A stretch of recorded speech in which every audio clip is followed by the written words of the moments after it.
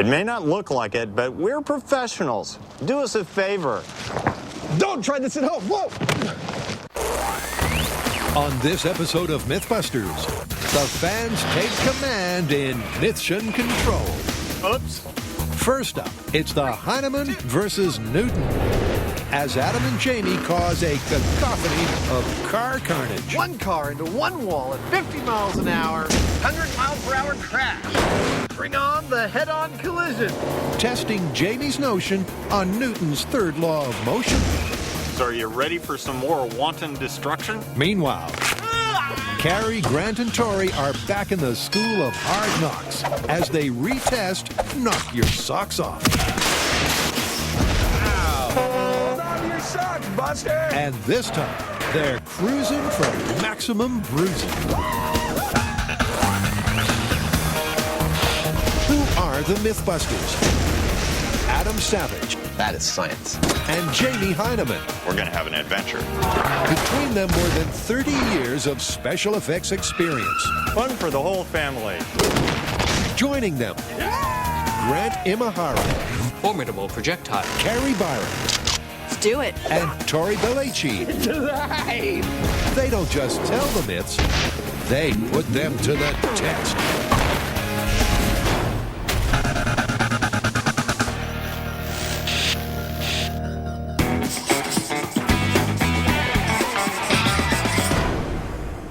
So what's up?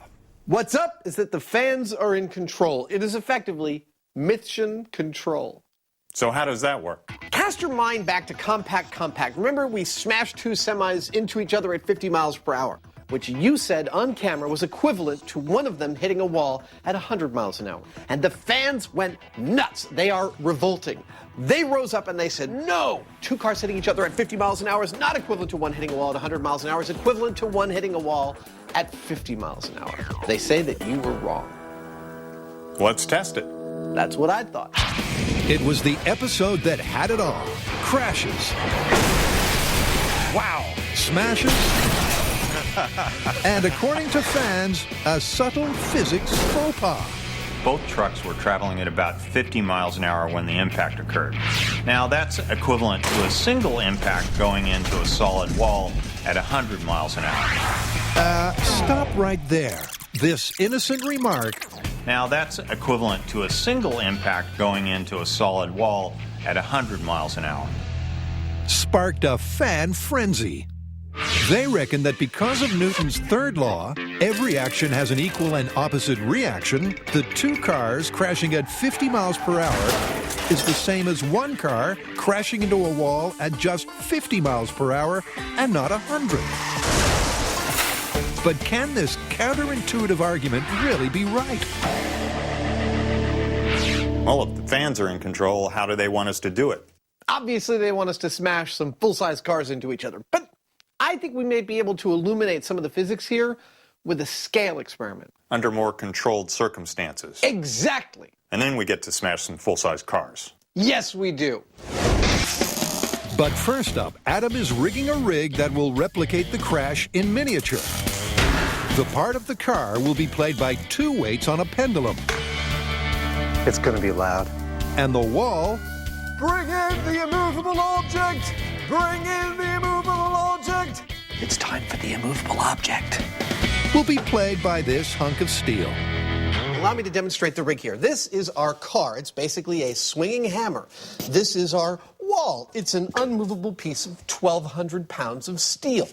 I will be swinging this car into the wall at speed x and speed 2x, which is basically double speed x. That's our 50 mile per hour hit. That's our 100 mile per hour hit. Our measurement will be done simply with a piece of clay that sits right behind the main hammer and between it and a secondary hammer.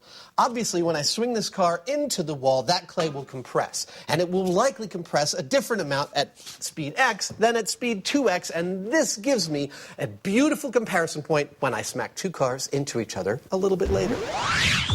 Okay, so the swing from 1x will imitate a 50 mile per hour wall crash, and the 2x swing will double the speed to replicate a crash into a wall at 100 miles per hour.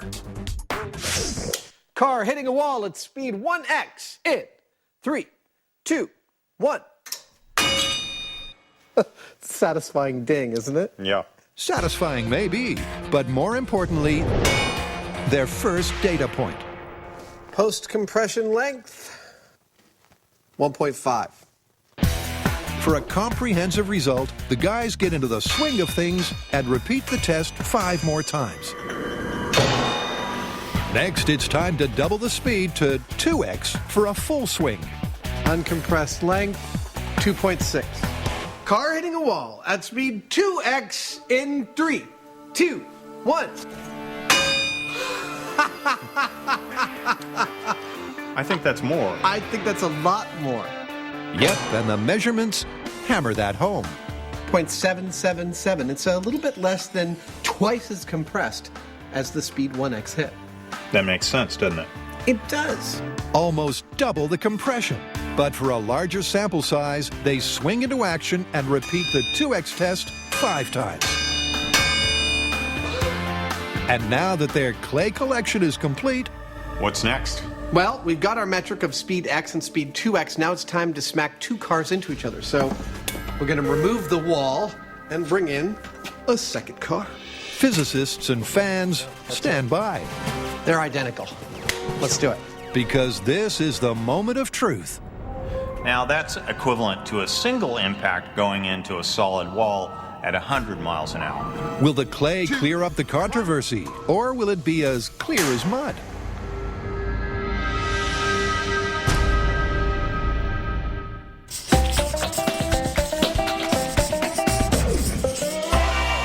Okay, Mythssion control. What do the fans have for us?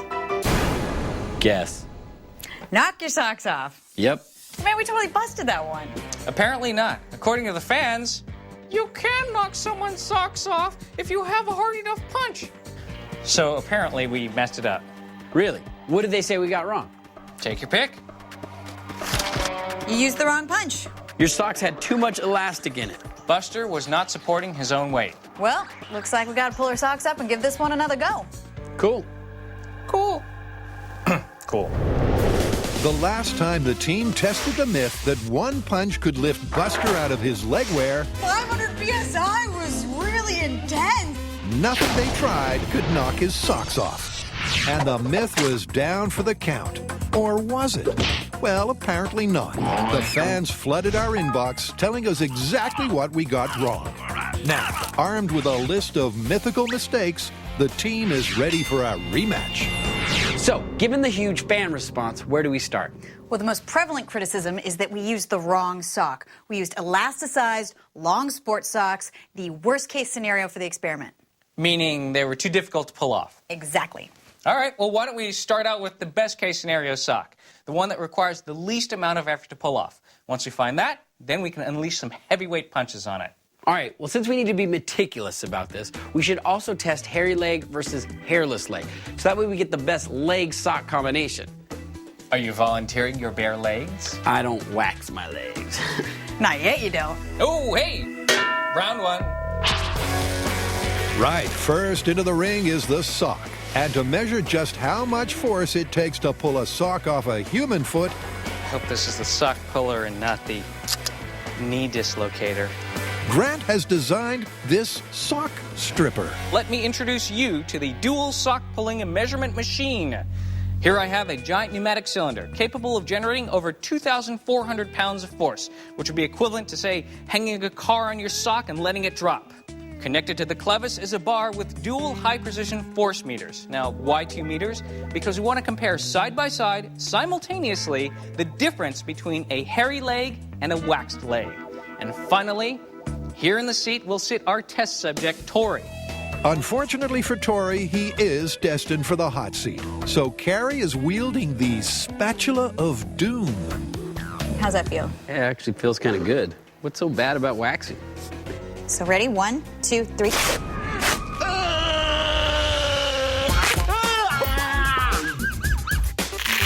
With Tori's legs now covering both bases, smooth and hairy, it's time to select the sock.